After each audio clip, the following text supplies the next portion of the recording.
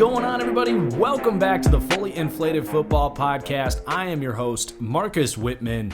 We got a full show ahead of us. We are going to talk and react to the movement of edge players in this league, Clowney, Ngakoue. We got some big signings at cornerback positions with Jalen Ramsey and Tre'Davious White that we're going to talk about. We're going to talk about the NFL Kickoff tomorrow, talk about Houston's Chiefs. So a full show ahead of us, and then we'll be followed by the Mailbag. Before we do that, I want to let you guys know this show is brought to you guys by my patrons from patreon.com/ThatFranchiseGuy. All I can really do is thank you all, whether you've been a patron for 2 years, since the draft, or just signed up last week. With SeatGeek kind of out of the market right now, with no games, no tickets, no sales to, go to games, really it's the support on Patreon that allows me to do this podcast and quite frankly allows me to keep up the rate at which I do videos on YouTube. So thank you for your support so much, guys. If you want to show your support to help those things continue, again, patreon.com/ThatFranchiseGuy, bringing you guys the podcast here today. So now that that's out of the way, I also need to mention my schedule for the fall here. A lot of you guys signed up, subscribed around the draft, and we're not here for last fall. So you might not know what this channel usually looks like. By the way, I'm uploading this here on YouTube to remind and inform you guys that I do have a podcast. It's this one right here, the Fully Inflated Football Podcast. You can get it on all of your podcasting services, Spotify, iTunes, wherever you listen to podcasts. Just search Fully Inflated Football Podcast. It should come up. Make sure you subscribe. If you have a minute to leave a review, that really helps me out as well. So there's that. But yeah, the fall is obviously football season, and I actually have more of a schedule to how I do things during the season, because I know it's been a little sporadic and unpredictable in the offseason. It's just the way it is. But weekly scheduling here that you can expect, starting with Monday. Nothing really on Monday. That's when I'm watching games. I can't talk about football for a living if I don't watch every game and don't know what I'm talking about. Unlike the people on ESPN sometimes. But yeah, I'll be watching games on Monday, doing some of my PFF work on Monday. So don't expect much on Monday unless it's a Madden rebuild or an NCAA rebuild that I pre-recorded and got done on Saturday. Then Tuesdays, you will wake up at 8 a.m. Central, 9 a.m. Eastern time. Actually, I think I might actually do that at 8 a.m. Eastern time. My power rankings every week. It's probably the most fun thing that I do on my channel. It's where you get the most conversation and the hostile fans coming in. It's a great way for people to discover my channel. So power rankings on Tuesday. Then Wednesdays will be this podcast right here, the Fully Inflated Football Podcast, probably more in the evening.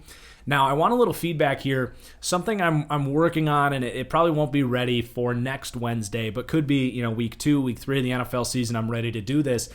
Would be a live show here on YouTube. Of course, the guys are out there cleaning my windows right now, pounding. Hopefully, you can't hear that. But anyway, a live show on YouTube around 4 o'clock on Wednesdays. So let me know if that's something you'd be interested in. If you get your live reactions, a live mailbag with me in front of the camera, live on YouTube, and then it would be uploaded as a podcast after the fact Wednesday evening. So podcast on Wednesday, and then Thursdays. Well, Thursday and Friday, it gets a little complicated. So you have every Thursday will be my NFL picks, and tomorrow will be up on YouTube. But the catch there is only the first week, the first NFL week of each month, those picks will be on YouTube. Every other week of the month will be exclusively available to my star level patrons. That's $5 a month on Patreon, where you'll get access to my weekly picks every week on Thursday afternoon. And then also something I've done in the past is a Thursday night football film narrative preview, where I look at the upcoming Thursday night game, and then I'll pick a player or a narrative about that team, or just dive into their scheme or something about the Thursday night game And that's actually become like the curse of TFG, because a lot of times I'll do a negative narrative and then those guys suck that night. I kind of cursed Marcus Mariota out of a job and Cam Newton into missing the season and Minkah Fitzpatrick into not getting an interception the rest of the season. Kind of screwed all those guys over last year, so maybe go with some more positive narratives this year. But anyway, that's something that if I have time for, I will do on Thursdays. As you guys saw last year, I don't always have the time to get to that. And then Fridays, you might be able to expect another rebuild or something, some more like Madden or NCAA-related content. And then I'm forgetting about something here. Oh, Studs and Duds. Yes, Studs and Duds. I'm sure you guys were like, wait, he hasn't said Studs and Duds yet. That's a fan favorite. That's a really fun thing that I do every week where I go game by game. And I really focus in on the players, not so much who won the game, how did they win the game, but who contributed to that win and who contributed maybe to a loss. Who are guys that are rising in this league and who are guys that are falling, your studs and duds. And I do that through the platform of my Madden roster to kind of show you the perception of those players as the season goes on. So that's a great series that I do during the season, and I tried to get that out by Wednesday every week last year, and it just was not possible. And it was driving me crazy trying to get that in time. So Thursday and Friday, that's going to be the sort of standard for Studs and Duds. It could even get pushed into Saturday in an extreme week where I have too much going on. But yeah, Studs and Duds, just know it will be coming Thursday or Friday, maybe even Saturday. I do ask you guys, please don't, badger me about when it's coming. All that does is really make me anxious and stress me out. Just know that Studs and Duds will be coming every week. If it's not, I will announce. But the goal is to obviously get that out every single week. So that's the schedule. Let's get into some football now. So as I mentioned, lots of movement in the NFL, especially with the edge rushers, with Jadeveon Clowney signing with the Tennessee Titans and Yannick Ngakoue signing, or getting traded rather, to the Minnesota Vikings. So let's start with Jadeveon Clowney. And Jadeveon Clowney, to me, is a superstar in name and star player in value. Really good player. He definitely helped the Seahawks win some games last year. But overall, to me, a very overrated player, a guy that was, highly, highly regarded, about as highly regarded as you could be coming out of college. Think Chase Young, Myles Garrett. Jadeveon Clowney was the same thing coming out of South Carolina. Was supposed to be, basically what Khalil Mack has turned into in that same draft, ironically. But he just isn't. He's a guy that will get you 50 pressures per season, which some of you may be aware of what that means. Some of you would maybe like to know. So 50 pressures a year is what I often say is a quality number 2 pass rusher. To be a number 1 pass rusher, like if you want that ideal number 1 starting elite pass rusher, and it's not always an elite guy, it's just a number 1. That's what it is. That's not Jadeveon Clowney. Jadeveon Clowney is, in an ideal world, a complement to a number 1. And a number 1 guy is going to get you 75, 80 pressures a year. You're talking about a pressure rate of 14, 15, 16% of their snaps. That's sort of the ballpark for a number 1 pass rusher. I get that question a lot, so I think it's important to clarify what that means. That's not Jadeveon Clowney. Jadeveon Clowney is going to get a pressure on 8 to 11% of his snaps, 8 being the lowest point, but he's going to get you about 50 pressures a year. And then on top of that, he's going to play superb run defense. And that's a good transition to what he offers to the Tennessee Titans, because this is a team that's a strength of theirs. That's the reason they are able to beat the Baltimore Ravens, is they are tough, strong, athletic, tenacious run defenders. And that's only going to help with adding Jadeveon Clowney in there, because while he's not a true number 1 pass rusher, he is a elite run defending edge player. So that's what makes him a star player. But there's a reason he didn't get some massive contract. There's a reason he went until 3 days before the season started to sign with a team. People are aware that he's not worth the $20 million that he's been asking for. So probably not worth the media circus of all this, but still an excellent addition. And I'll pat myself on the back. I was saying months and months ago on this podcast that the Titans would be my ideal landing spot for Jadeveon Clowney, and where I predicted it to happen. You have, to begin with, he's now working under his former head coach, former linebackers coach in Mike Vrabel, who is now the head coach for the Tennessee Titans, where Clowney had his best years down there in Houston for Mike Vrabel. And he's going to plug right in and be used in a similar fashion. I imagine that because this team did sign Vic Beasley.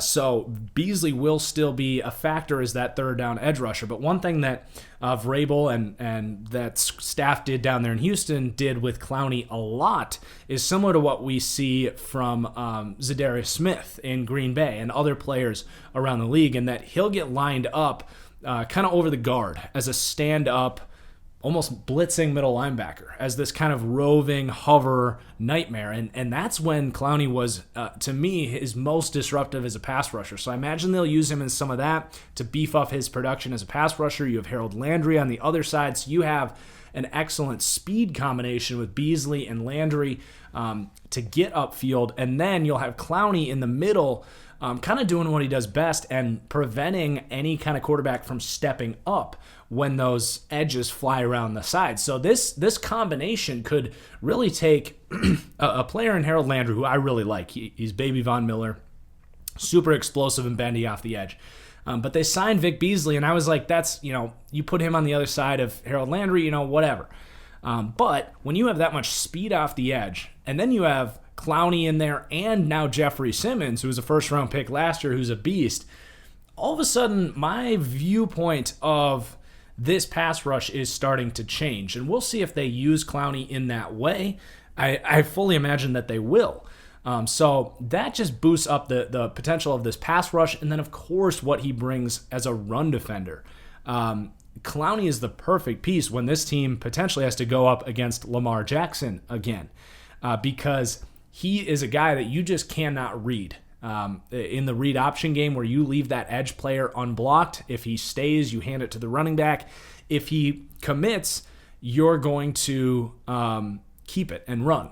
And with Jadeveon Clowney, he can stay there, wait to see what happens, but he is so explosive and he accelerates to the ball carrier so well that whatever you end up doing, he is going to be able to contain that edge. And that's going to force you to basically run those read options to the other side. And then you can really scheme things up and take away that specific offense. So it's a big move in the AFC to, try to stack up against one of the top teams. Now, they're still going to have to figure out a way to score enough points to keep up with the Chiefs if they're to meet them. But, this is a team that's up there in the AFC, and they know it. And this move really is going to help them keep pace with the other teams in the AFC. So I really like that move for Tennessee. They certainly would move up in my power rankings. As far as like my deep dives go, they were already moving up with all those opt-outs in New England. But, I will have my power rankings next Tuesday, and we'll see if they can beat Denver on Sunday. But yeah, that was a great move for the Tennessee Titans, and I'd be pretty stoked about it if I was a Titans fan. As low as I've been on Jadeveon Clowney, I mean, to get him for 1 year for a $14 million contract, it's not like they had to give him what Frank Clark got or what D Ford got, who are similarly, number 2 types of pass rushers. Well, the Chiefs and the Niners are stuck with those guys because they paid them long contracts for $20+ million with a bunch of guaranteed money. Well, Jadeveon Clowney's just here for 1 year. They don't have to worry about the long-term damage that this could have on their team-building perspective. He's just coming right in, and he's going to plug right in and help this team win games. So I like that. We're going to take a short break, and then when we come back, we're going to talk about an edge rusher leaving the AFC South and heading into the NFC, doing the opposite of what Jadeveon Clowney did. So we'll be right back. So Yannick Ngakoue has been traded from the Jacksonville Jaguars to the Minnesota Vikings. And this was a little while ago. This was probably over a week ago. I think this happened just after our last podcast. But Yannick Ngakoue is a former third-round pick for the Jacksonville Jaguars in 2016. He completely blew up in his second year, had one of those elite pass rushing seasons. 82 pressures, 14 sacks. Excuse me. That is what we're talking about with a number one pass rusher. The problem is, to be a number one pass rusher, you got to do that year after year after year after year. That has not been the story of Yannick Ngakoue's career. That was a dream season. He had tons of help around him, all the reason in the world to go all out every snap. Like that defense was insane. And ever since that defense has dissipated, he hasn't been the same. Still been a very good pass rusher, however. He's had 50 plus pressures in both seasons since. He had 10 sacks in 2018, 8 sacks in 2019, 64 pressures in 2018, 51 pressures last season. So coming off his worst year since his rookie season, certainly to me is a quality number 2 pass rusher, similar to who we just mentioned, D Ford, Frank Clark. Not a guy you want to pay to be your number 1 guy, 20 plus million per season. The nice thing, though, is we call these guys number 1s and number 2s for a reason. And the Minnesota Vikings, unlike the Chiefs, unlike the Titans, who we've just talked about, the difference here is the Vikings do have that 80 pressure per season, true number 1 edge player, opposite of Yannick Ngakoue in Danielle Hunter. And we throw those terms around very lightly, number 1s, number 2s, but the reason those terms exist is because that's in an ideal world. Yannick Ngakoue is your number 2, and Danielle Hunter is your number 1. And that's where you can get elite pass rush year after year after year if you have these guys. They're both young. They're both right around 25 years old.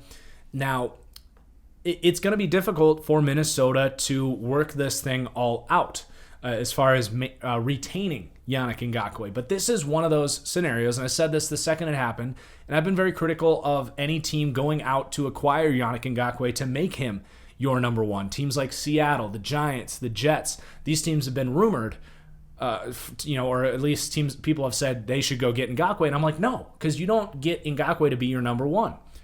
But if he's your number 2, that's different because all the attention is going to be on a much better player in Danielle Hunter.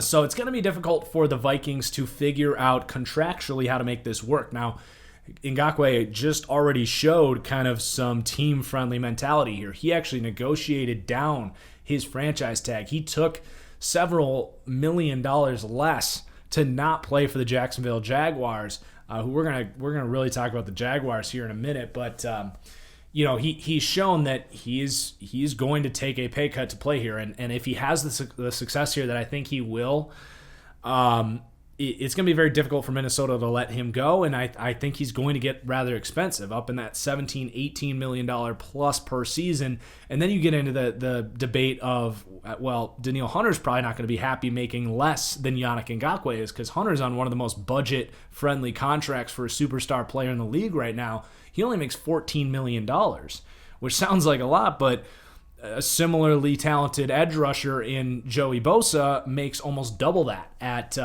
$27 million a year. You're going to have some contractual stuff, and this is not a team that's swimming in cap space moving forward. They're going to have a $9 million contract coming back on the books with not Sharif Floyd. Who's Michael Pierce? Sharif Floyd is a D tackle they drafted years ago. Michael Pierce is going to have to come back and make $9 million. That was kind of the reason they were able to make this deal work. So I don't know if this is going to be a one-year rental like the Seahawks did with Jadeveon Clowney last year, or if they're actually going to be able to work this out. If they can work this out and keep these guys around, the Vikings are set up for consistently a top pass rush in the league for another 5 years plus, which is really something Mike Zimmer, I'm sure, gets pretty excited thinking about. It's going to be tough for them to make that happen logistically. But as far as just this season, this helps this defense. I like this defense a lot better with Ngakoue and without Pierce than I did with Pierce and without Ngakoue, because you can find interior run defenders. I don't know if this team has them. They're going to need some guys to step up, but that's a much more replaceable position.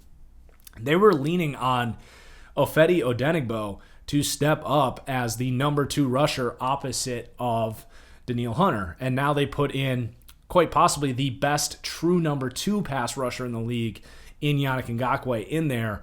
And you're looking at a lethal edge duo. And let's just end this by saying the freaking NFC North has now this combination. You have Khalil Mack and Robert Quinn, certainly up there for the best edge duos in the league. And you have the pass rush in Green Bay. I don't really look at that as a lethal edge duo because you got Kenny Clark as one of their best pass rushers on the interior. Preston Smith's kind of a mid-level number 2. And Zadarius Smith does a lot of damage lined up kind of like Jadeveon Clowney. And then you have Rashawn Gary in the mix there. But as a whole, that's one of the best pass rushes in the NFL. So, man, I feel bad for the offensive linemen in this division. They got some rough years ahead of them. That NFC North, I think, is the best pass rushing division by a landslide right now. So the Vikings, to me, have some things to work out on the offensive side of the ball, but I think this is going to be a big step for that defense to kind of get back to that fear factor in the front that they had last year with Everson Griffin in there. And this was a great way because they did miss out on Everson Griffin that honestly could have been the equivalent of getting Yannick Ngakoue because I think Griffin is still a high-level number 2 pass rusher. But regardless, they still get that player that they really needed to get. I would have been equally as excited about bringing Everson Griffin back. So Vikings defense definitely moving up stock-wise. Titans defense moving up stock-wise. Some great moves. I want to wrap up all this news and notes by talking about the Jacksonville Jaguars for a little bit. And I basically... It's not even playing devil's advocate. Like, I genuinely believe in what I'm about to say. I wouldn't do anything otherwise on this podcast. But they're getting shredded right now. People are saying they're tanking. They're making fun of their front office for how bad they are. And what I don't truly understand is everyone's like, oh, it's a terrible place to play. It's like, you don't want to be a player in Jacksonville. And that's what I don't fully understand. Like, are they like not giving you water at practice? Are they like, writing things in your contracts and like stealing money from you? That's what I don't fully understand. Like, yes, they've had their problems in the front office. Most teams have. They should not have taken a punter ahead of Russell Wilson. They should not have stuck by Blake Bortles as long as they did. But, this idea that Jacksonville is just this terrible place to be, that's what I don't fully understand. And it's such a player-driven narrative for me. Because you have guys like Leonard Floyd, who's... that's the second time I've done that. Leonard Fournette. There it is. Third time's the charm. Bitching and moaning about his time in Jacksonville. Showing up to practice with a $100 bill on his back. And we talked about this on last week's podcast. Like, dude... You are maybe the 20th best running back in the league. That's being generous. And you're getting paid like the 4th highest running back in the league. This team drafted you 4th overall. And outside of a few good games in 2017 when you went to the AFC Championship, you have vastly disappointed and made this team look like morons for drafting you. So don't walk around with a $100 bill on your back when you're already overpaid. And complain about playing here when this team has a bunch of young players that are probably really grateful to be Jacksonville Jaguars. Josh Allen, for example, 7th overall pick last year, tweeted, like in all caps, "I'm proud to be a Jaguar." And I'm like, yes, say it louder for the people in the back. Like, there are good culture pieces here that don't want to deal with Leonard Fournette bitching about this team for what? Drafting you instead of Patrick Mahomes? Like, what does that even accomplish? For Yannick Ngakoue complaining about not wanting to play on the franchise tag. Like, this team drafted you. They gave you a chance. Like, they franchise tag you. They want you to come out, prove yourself. You regressed last year. You had 8 sacks, 51 pressures. You were a decent player last year.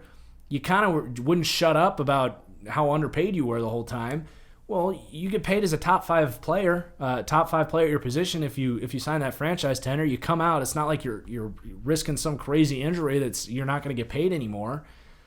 To me, what that said was, I know I'm regressing and I don't want to have to come out and prove that I'm a 51 pressure player again. So you get rid of Yannick Ngakoue, you get rid of Leonard Fournette, you get rid of Ronnie Harrison, who's been living off his college resume, playing at Alabama for the last 3 years. who has been loud and hasn't developed. And obviously Jalen Ramsey wanted out. That's kind of a different story. Jalen Ramsey was the only one of these 4 players that was actually worth it. So I'm not saying that Jacksonville's perfect, but they're trying to build something here. And I don't think they're actually tanking here. I think what they're doing is saying, Yannick Ngakoue doesn't really give us a better chance to win. He's marginally better than K'Lavon Chaisson, who we just drafted. They got rid of Calais Campbell as well. That one is a little harder to explain. But yeah, they're like, Yannick Ngakoue, K'Lavon Chaisson, interchangeable for us. They get rid of Ronnie Harrison because he hasn't done anything. They pick up Josh Jones, who was playing better than him in camp. And they saw that as a valuable trade. So they get rid of Ronnie Harrison. They cut Leonard Fournette because it doesn't help them win games. This offense has consistently been better without Leonard Fournette because they don't feel hamstrung to give him the ball to get 4 yards of carry and consistently, feed him with screens where he goes for 6 yards of reception, which he's one of the lowest yards per reception amidst, guys that actually get used in the receiving game. So they're actually making moves to help them win games, and they're getting draft capital in return. So to say they're tanking to me is very far from the truth. I think you have a lot of young players here. You have Gardner Minshew, who is set to prove himself and wants nothing more to win in Jacksonville this year. You have a coach fighting for his life that a lot of these players have defended, who is very much on the hot seat. You have a lot of young defensive players that this team has drafted and invested in that have had success here that want to come out and prove themselves. And for Jacksonville to say, we have these interchangeable pieces that are doing nothing but lowering team morale and making us look bad, that in the end aren't going to help us win football games. Yannick Ngakoue played for this team last year. How many games did that help them win? Well, that's a terrible point. It's a team game. That's not necessarily fair to Yannick Ngakoue, but you kind of get the point. So I just want to drop the tanking narrative for the Jacksonville Jaguars. This team is trying to build a culture. They're trying to recognize their failures of the past, be better to these players, and if guys want out, then so be it. If you don't want to be there, that's fine. But I do think this Jags team is going to be a little bit better than people expect this year, because I think that they're doing a good job to kind of build this culture of like, look, we're not going to be great, but if you don't want to be here, then get out. But if you want to be here, like, let's be a cohesive team.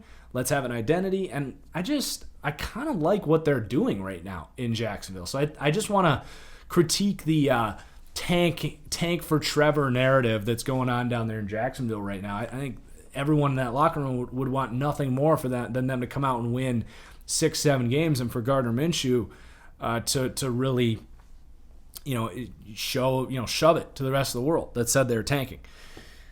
So other news and notes here: Tre'Davious White and Jalen Ramsey reached massive contracts. I don't really have any takes on this. I think both of those players were worth it.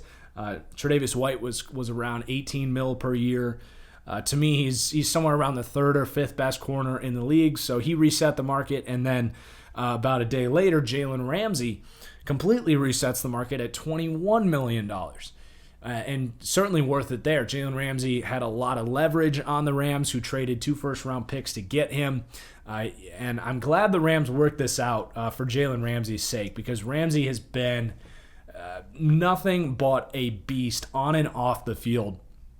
I saw that before he even got this contract, he spent like $1 million building a program for inner city kids to help their education, which I think is, amidst all of this social stuff, potentially the most impactful thing that people with money can do right now is increase education. But let's stay out of politics here. But I really respected what Jalen Ramsey did with that donation. And on the field, I've always liked trash talkers. And when you back up that trash talk with play, that's when it's really, really cool. Because a lot of guys talk trash, but then go and get worked.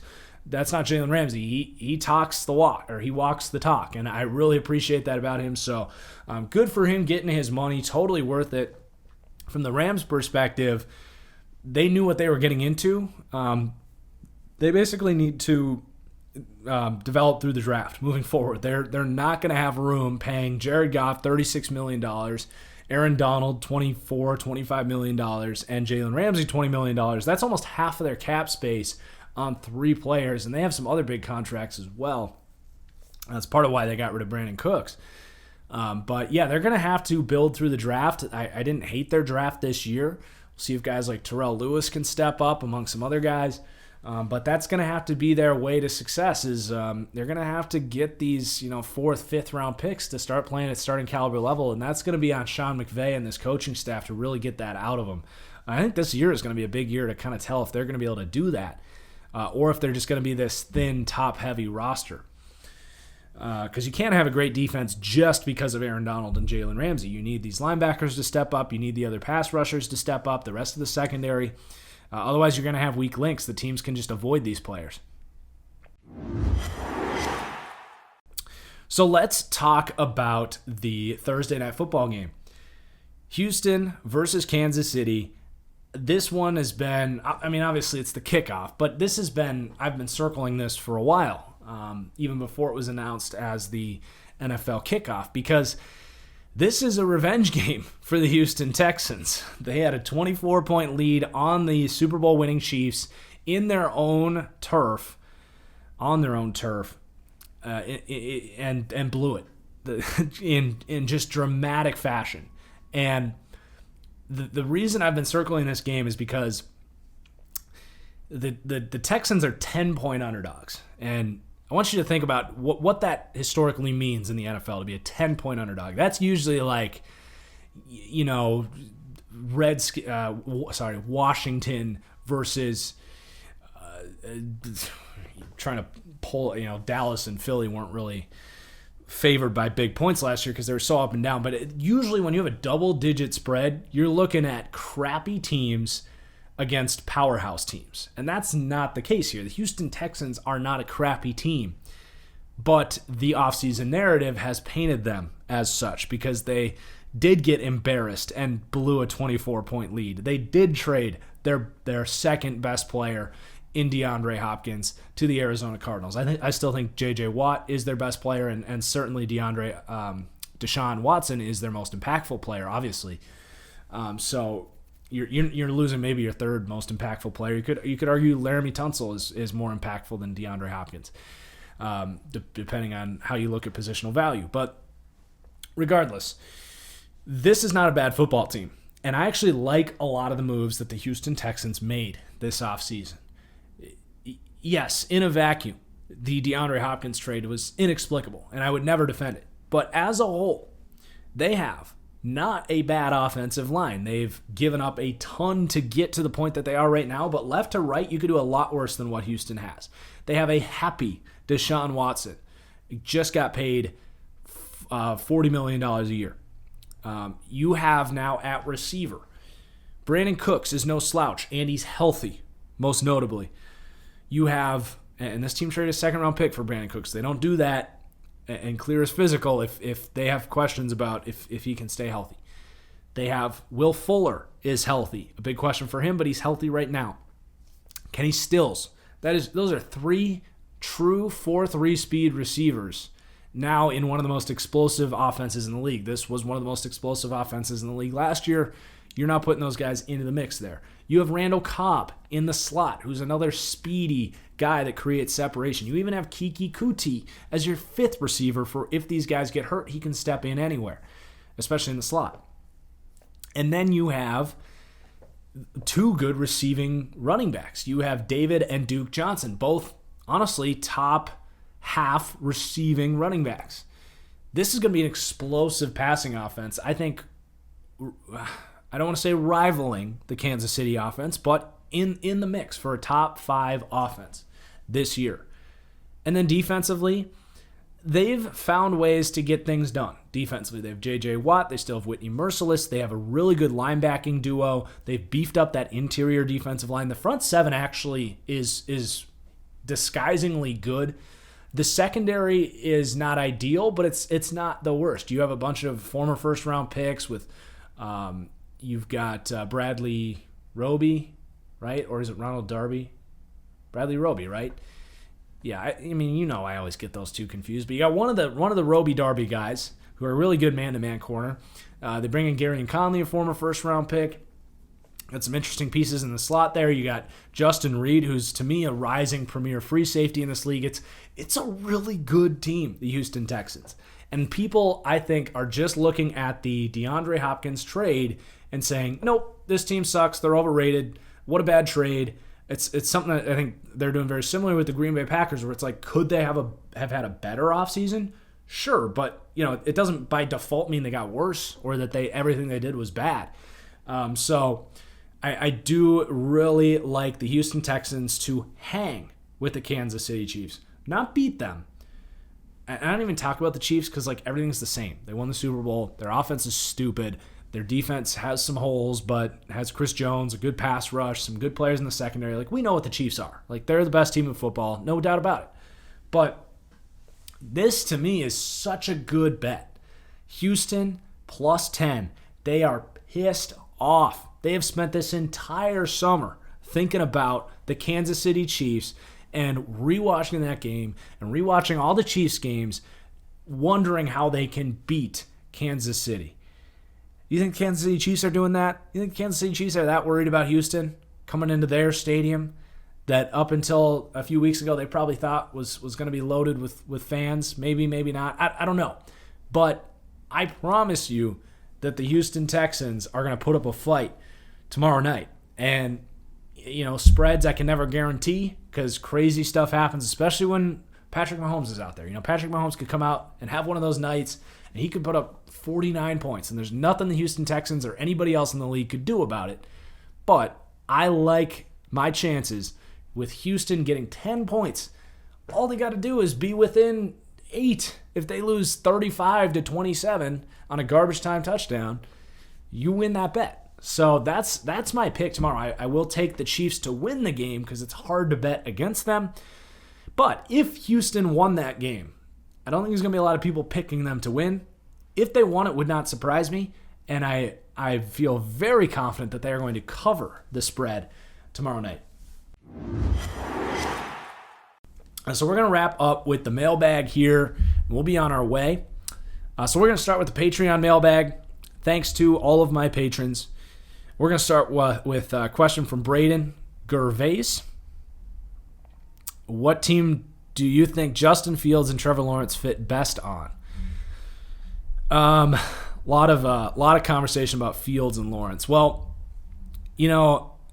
Lawrence is pretty easy. I mean, he's one of these scheme independent guys. Put him wherever. I mean, I don't know if scheme is really going to come into conversation with Trevor Lawrence because he can do anything you ask of him. Mobile, strong arm, accurate, all of it. And in theory, Justin Fields could be the same. Fields, to me, I think, is much more of a guy that, if he could end up in one of these play-action offenses, because he's genuinely accurate, he has a strong arm, and he's obviously mobile. And that's when I look at kind of this new sort of Jordan Love, Ryan Tannehill type of play style, where if he could end up with, say, the Titans, I mean, that's a pretty extreme case that he would end up there, or the Niners, they've talked about, is Jimmy Garoppolo the future there? That to me is like Justin Fields. I don't fully trust his pre-snap processor, his post-snap processor. Look at the Clemson game, which was really the only game he got any pushback all season. And that's the main reason I don't think Justin Fields is a first-round prospect. I don't watch Justin Fields' tape and say that's better than Jordan Love last year. No way. No how. He barely had to do anything at Ohio State. And when he did against Clemson, he was throwing picks all over the place and looked like a developmental third or fourth round quarterback. So if that's the only game where he really had to step up and he failed to do it, and he's not going to play this year, I don't know how you take that guy in the first round. But that's just where I stand on Justin Fields. But he obviously has the physical tools. He is generally accurate. So if you could put him in one of these offenses that quote-unquote dumbs down the scheme but does the thinking for the quarterback and takes advantage of moving pockets and hitting guys downfield on crossing routes, like San Francisco, Tennessee, Minnesota, Green Bay, Cincinnati. Not all those teams need a quarterback, obviously, but that's kind of where I could see Justin Fields succeeding the most. Trevor Lawrence, to me, I think he's the kind of guy that the scheme will become Trevor Lawrence. Whereas with Justin Fields, right now, I see him as a guy that you maybe do need to scheme up a little more. All right, this is from Zach. What team that's expected to be good do you think the highest chance to have an underwhelming season? I'm assuming by good you mean like playoff team. My initial thought is the Dallas Cowboys, but I think they'll be a good team. I don't know if they'll meet their Super Bowl expectations, but I do think the Cowboys will be a playoff team. Expected to be good that does not have... I'm going to go with the Minnesota Vikings. I know we talked up their defense earlier, but I have some serious worries about this offense. I think that they're really going to regret caving into Stephon Diggs, and I think Stephon Diggs is going to regret forcing his way out of Minnesota. I think that's going to be a lose-lose situation for those two parties. It might be a win-win. It might be a win for the Bills, because for the most part you're adding Stephon Diggs there, but to me, Diggs isn't going to have it much better than he had in Minnesota, where Kirk Cousins is one of the most accurate vertical throwers, an offense that utilized him very well. I love Justin Jefferson, but he's not going to give you that day one vertical separation that Stephon Diggs had. He could eventually get there, but that's not what he did in college. He was a slot receiver in college. I don't think he's going to step outside and be even close to what Stephon Diggs gave you. Adam Thielen is getting up there in age. He's not been what he was in 2018. The offensive line has some major questions, and when you start taking some of those pieces back, Kirk Cousins is not going to continue to play like he does. The reason Kirk Cousins looks so good a lot of the time is because Stephon Diggs is getting wide open on a crossing route 30 yards downfield. Maybe Justin Jefferson can do that for you, but I have some serious doubts about that. They're a little squishy on the inside of their defensive line after they lost Linval and Michael Pierce, and they have a bunch of rookie corners, which is it's going to be tough for them to have an elite defense that could potentially might need to support a lesser offense, not to mention if Dalvin Cook can't stay healthy. But I just don't think the Vikings are a playoff team this year. I really don't. I'm not all that impressed with their roster. Zimmer has certainly earned the benefit of the doubt, but I don't know. I'm not really buying into the Minnesota Vikings this year. So this one's from Matthew Little. Will the Bucs have a chance of being similar to what the Browns were last year? Kind of, being that hype beast that falls short. I just predicted the Bucs to go to the NFC Championship. I think what will happen with the Bucs is I think they will come out to a slow start. I really do. They play the Saints in the opener. I don't think it's going to look particularly pretty. I'm sure there's going to be some flashes there, but I do think the Bucs come out to a slow start. But as Tom Brady develops that chemistry with Chris Godwin, which is probably the one player that chemistry is needed the least because he gets so open, but especially with like Mike Evans on a lot of the, Evans doesn't create a ton of separation. Tom Brady will be able to throw accurate jump balls to him, but that's not always going to be what Tom Brady wants to do.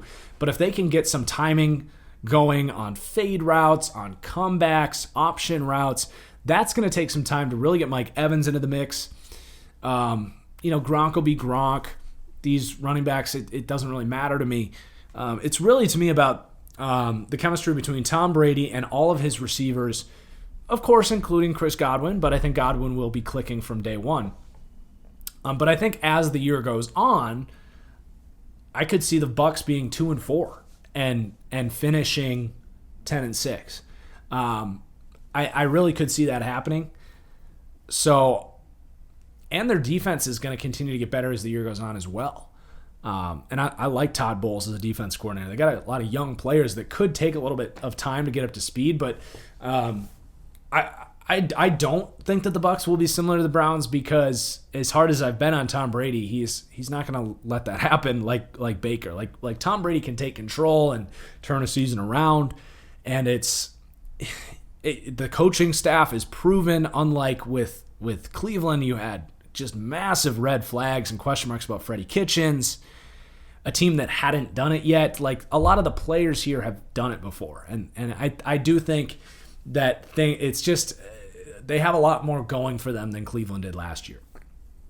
But if they start slow, let's not freak out. Give this team until November, really, to hit their stride, and then we can start talking about, did the Bucs fail this year? All right, from Lions, our boy, what's up, Alex? He says, congrats on your engagement. Thank you.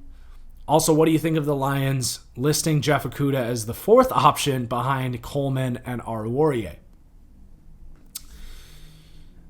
This year, I think it was Peter Schrager that said this, and I wonder if it's possible that Jeff Okudah is the rookie that he was talking about.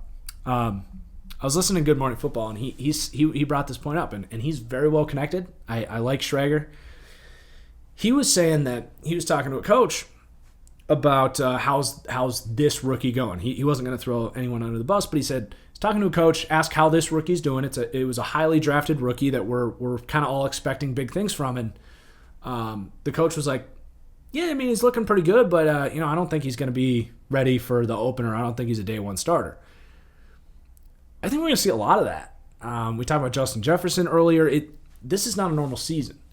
And rookies in general almost always take a long time to get up to speed. Cornerback is a position like that. I think we're going to see a lot of that, where these rookies aren't making that early impact, because normally these guys come in a few weeks after the draft, they get their playbook, they're working hands-on with the coaches, then the veterans come in, they start getting integrated, and then camp starts in the end of August. Camp didn't truly start until camp normally starts end of July. Camp didn't really start until about mid to early August. No preseason games, very little contact, more time dealing with procedures. This year will favor continuity and veterans more than anything. So I'm not going to be surprised if any rookie isn't starting in the first month of the season. Now, if Okudah doesn't make his way on the field at all this year, that's obviously a concern. But I'm not going to fault him for not beating out Amani Aruorie, who was really coming on late last year and was entering this season with some momentum. I like Amani Aruorie. So, I would just say let it play its course. I wouldn't overreact to it at all. Especially Patricia, who's kind of a prove it to me kind of coach. He's not going to play you just because you were drafted a certain spot. So there's your Okudah take, if you can even call that a take. This one's from my boy Shane. Again, still on Patreon. Going to try to dip into the Instagram messages here before we get out of here. Two things. One, my question submission for the pod is, what rookies do you think are best equipped to have big impacts despite the COVID-affected season prep? Great question. Great follow-up. Let's answer that and then get back to your second question. Actually, that's not really your second point isn't really a mailbag question. So, well, maybe I could talk about that. Sorry, I'm just reading on the fly here. But yeah, so rookies having an impact here this season. Running backs, obviously, you're looking at Clyde Edwards-Helaire should be good to go. Oh my God, I totally forgot to talk about James Robinson. I had him. He kind of get lost in all the Jacksonville stuff. James Robinson, guys, is an undrafted rookie out of Northern Illinois, Southern Illinois, Illinois State. It's Illinois State. I liked him as a player. He was on my draft board. He was a draftable player. I think I had 6th round grade on him. Goes undrafted to Jacksonville, who had, to me, one of the worst running back rooms in the league. And now Leonard Fournette's gone. I was never a Raquel Armstead guy.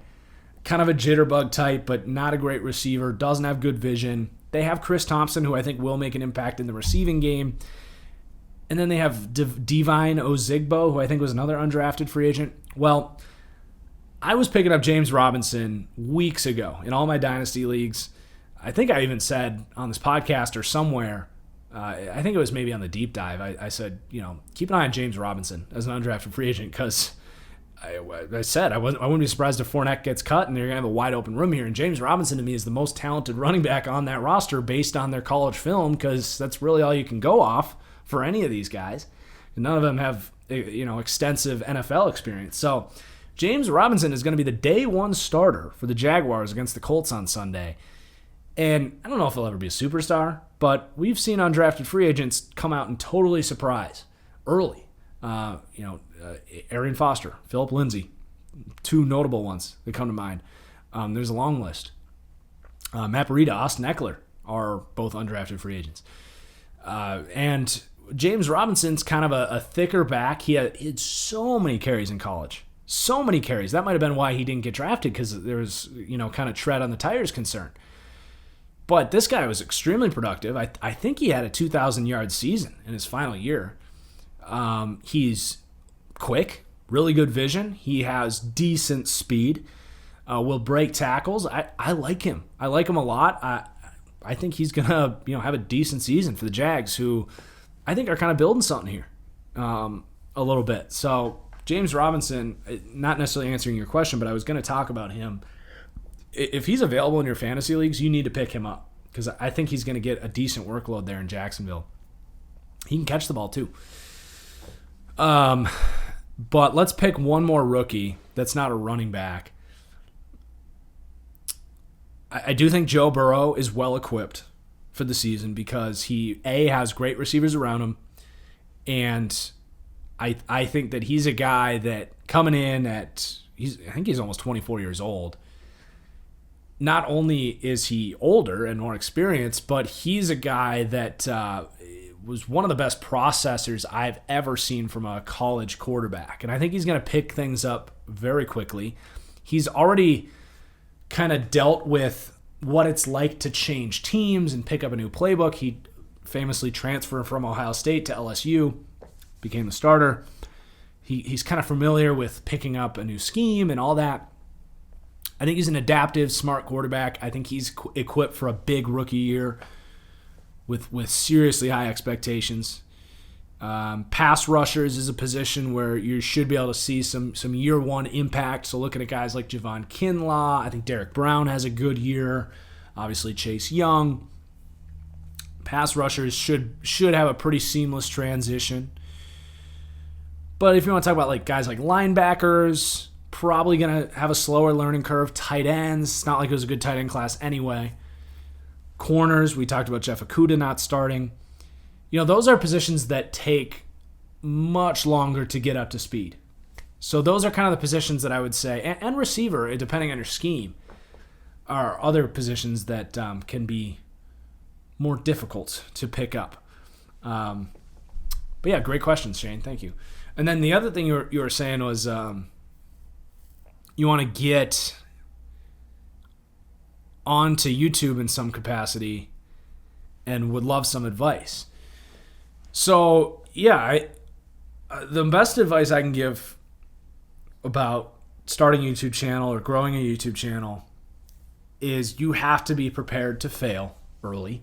That's the number one thing, is you have to go into it with the mindset of, I know that my first 50 videos are going to get 10 views, and I might pick up 2 or 3 new fans, and we might have some fun, but ultimately this is going to look like I'm failing for a long time.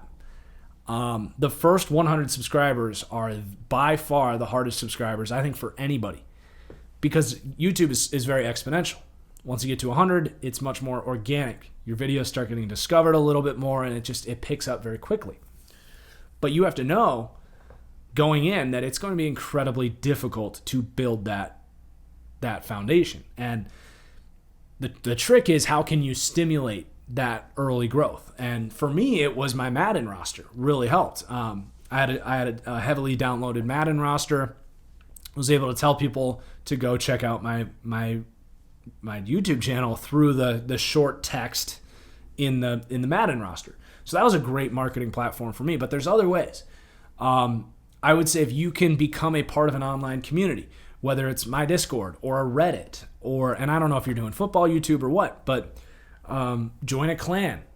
If you're trying to do like a Call of Duty YouTube, join a clan. Like, meet people and let them, eventually let them know that you have a channel. Don't push it on anyone because that's just annoying. But you need to find ways to get creative to grow a core user base early. And then it's obviously all about hard work and making quality content. Now, that's the other side of things is the content creation side, because you ultimately have to have good stuff as well. That just comes from hard work, right? Like you need to watch YouTube tutorials on how to use Adobe Photoshop, on how to use Adobe Premiere. You need to, whether it's reading books about how to speak and be entertaining, or listening to comedians, or, I liked to mix up my breadth of what podcasts I listened to. I watched comedy. I read some books. I tried to increase my breadth of knowledge on everything, because that, I think, helps you be a better entertainer. And you can learn anything these days. I didn't go to school for video editing or sports management or any of that stuff. I taught myself all that stuff. So that's the other side of things, is you just have to put in a lot of time. And for me, I worked a part-time job doing valet, parking cars. In between parking, I would watch games on my phone to make sure I knew what I was talking about for football. Like, you got to kind of go all in. You got to be prepared and financially equipped to do so. Probably gonna have to work a different part-time job if you want to do YouTube for a living.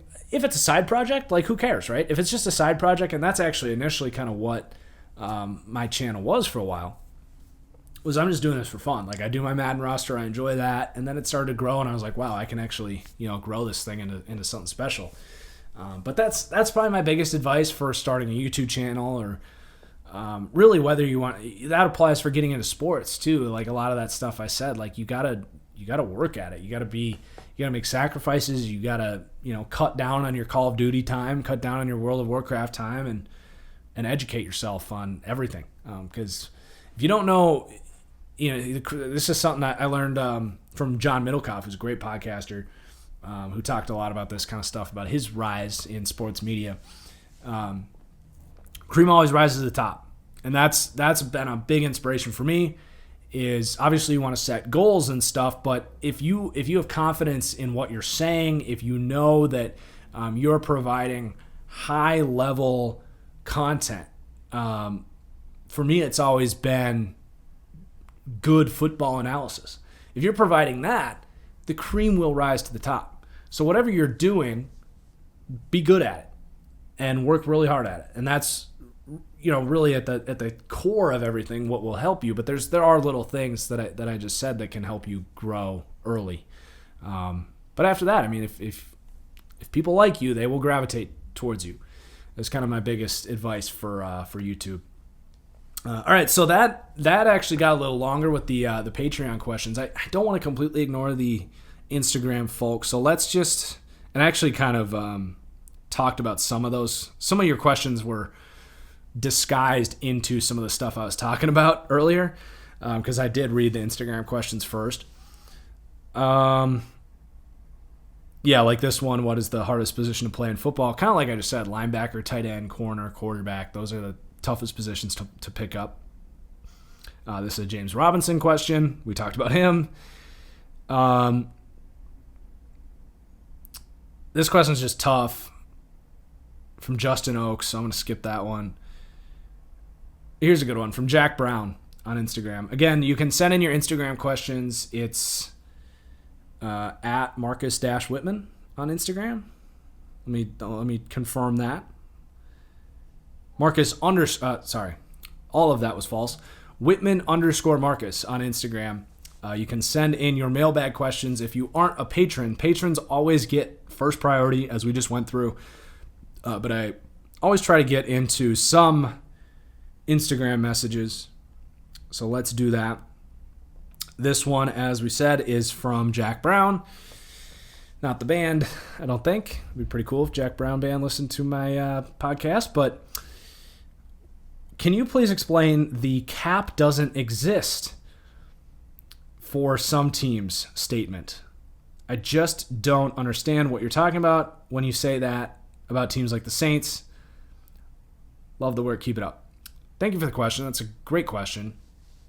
I don't think anyone truly fully understands what the Saints and the Chiefs and the Niners and the Eagles always do to create cap space, but a lot of people say that because you see teams like the Saints who enter the offseason. The Saints came out of their playoff loss heading into the offseason with negative $2 million in cap space. Since then, they have signed Drew Brees. They signed Taysom Hill. They signed Malcolm Jenkins. They signed Andrews Pete, Emmanuel Sanders. They have spent about $100 million since then. And simply looking at the surface, it's like, okay, clearly the cap doesn't exist. They should be literally $100 million under or over the cap. They should have to clear $100 million in cap space. Well, for one, that's where you get the cap doesn't exist narrative, because if you're as good as the Saints are, you can manipulate it. Now, we have still yet to see the negative effects of that on the Saints. But basically what they do a lot of the times, and I don't think this is what they always do. I can't act like I fully understand it, but the term that's usually used is kicking the can down the road. A lot of it is converting, I believe what they're doing is converting salary into roster bonus. And in turn, what that does is it hurts your cap space in the future. Or another thing people say is you can borrow money from the future. I wish I fully understood how the salary cap worked. From what I understand is that you can move bonus around to apply to any given year as long as the player is willing to do that. Now, eventually you do have to pay that money. So I don't always understand where that money goes, but I have seen examples of like the Drew Brees contract for the Saints, because they've been doing this for years, right?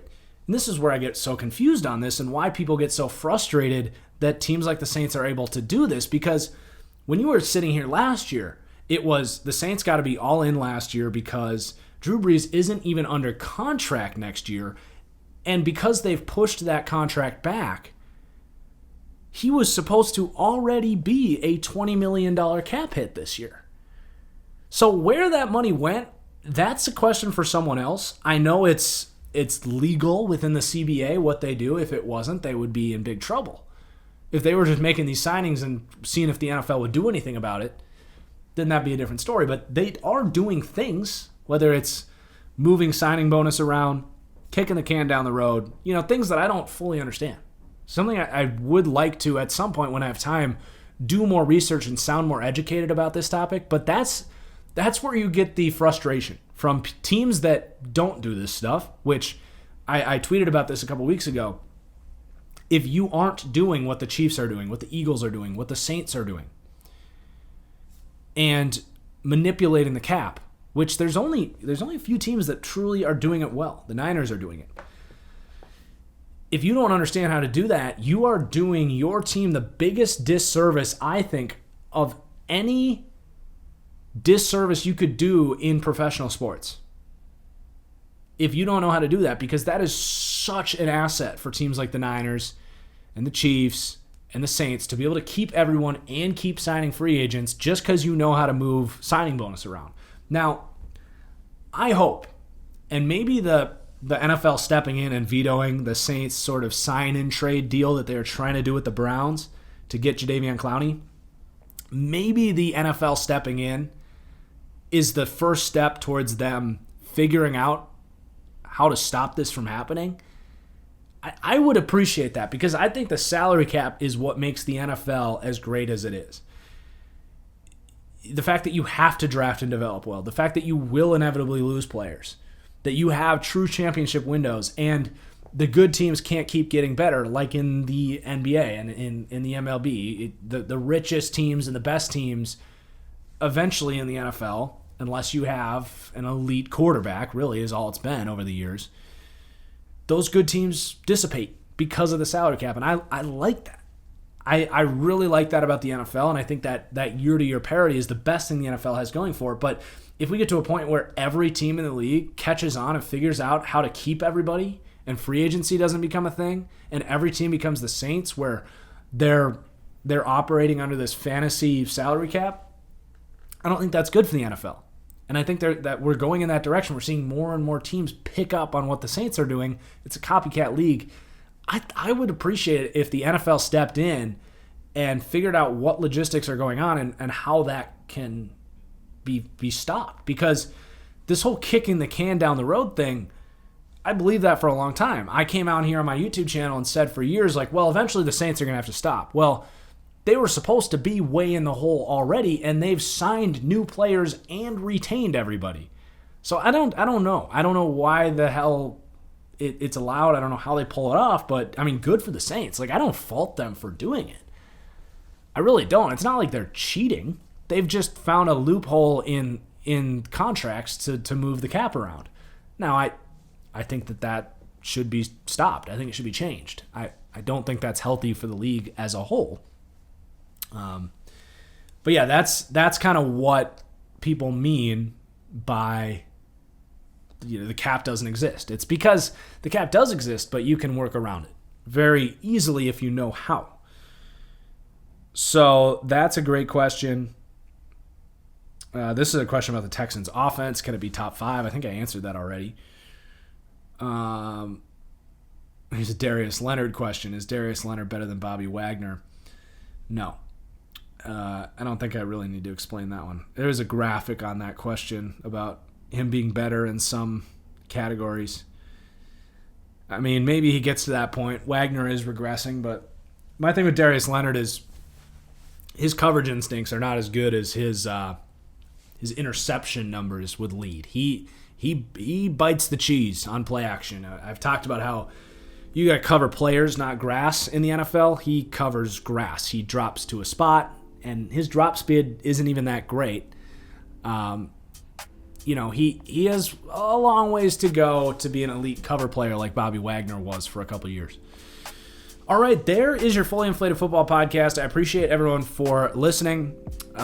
Leave a review if you're listening to the podcast. Drop your mailbag questions in for next Wednesday. That'll be on Patreon or on Instagram. And hit that like button if you're watching this on YouTube. I'll have my picks up on YouTube tomorrow. I obviously hinted at my Chiefs-Texans pick here in this podcast, but we'll be picking every single game against the spread, picking on underdogs, all that good stuff tomorrow on YouTube. That's really it, man. I appreciate you all. Thank you for listening, and we'll see you next time. Peace.